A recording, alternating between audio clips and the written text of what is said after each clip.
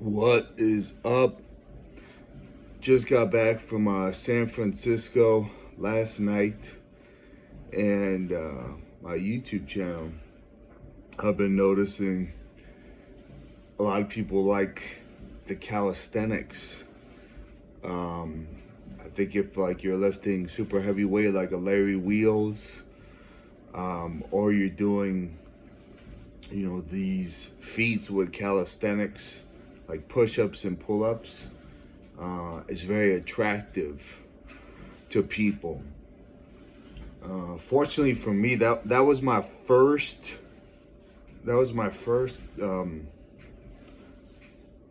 skill like into fitness, and I have my father to thank for that because I think he told me and my brother that you don't need much to have a great workout. He's like, you can get a great workout in like a small room with just the floor and the wall. Like you could shadow box. He was a boxer, and you could do hundreds of push-ups and hundreds of sit-ups. And I took that to word, and that I would do like 200 push-ups in a workout. I'd do like hundreds to sometimes 1,000 reps of abdominal exercises as like my first like phase into fitness was like a lot of body weight exercise, and to train for boxing or for what I felt like was good training for boxing.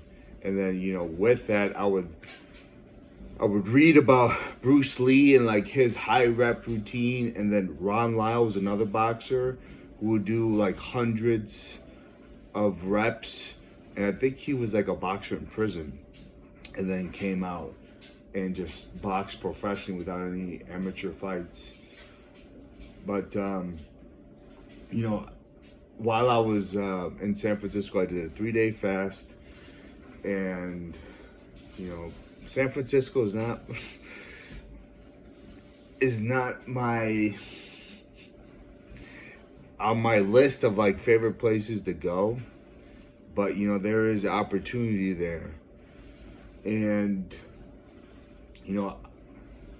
what I realized moving forward, instead of having that attitude constantly or a majority of my time, it's like, well, I'm like everybody else. And even during this trip, it was ironic to hear somebody who lived there talk about like what I felt about San Francisco, express it in their words.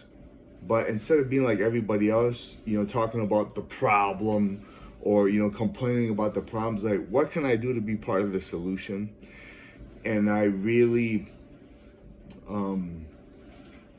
point to cannabis and psychedelics, using it in a mature way to help give me that perspective. And then I guess with the right personality, with somebody who has a good amount of ambition and wants to make a good impact, and it could be a military veteran aspect too, because on my trip for filming, it was like, if not everybody, maybe there was like 2 or 3 people that weren't veterans that have this itch, this need, this urge to be impactful, to help, to make like the environment, the community a better place. And some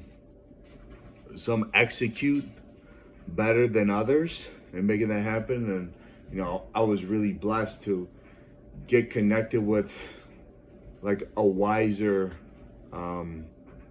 older veteran that I felt was very appropriate and almost like mystical, for me to bump into that person.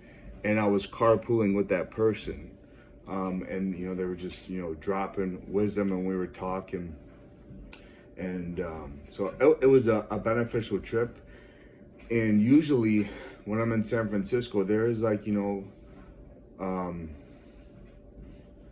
there's like an aura of negativity.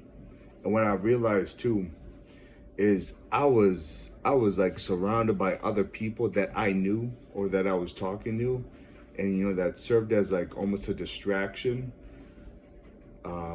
to connect with them on higher levels of thinking, higher levels of planning.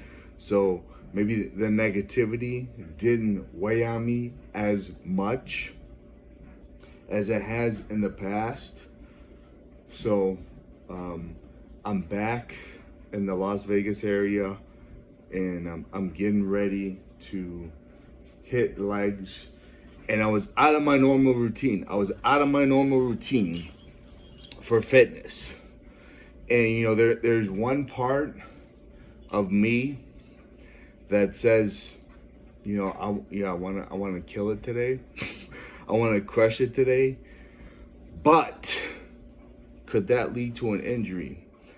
I don't know. But if I take my time with this workout, and if anything, I am more on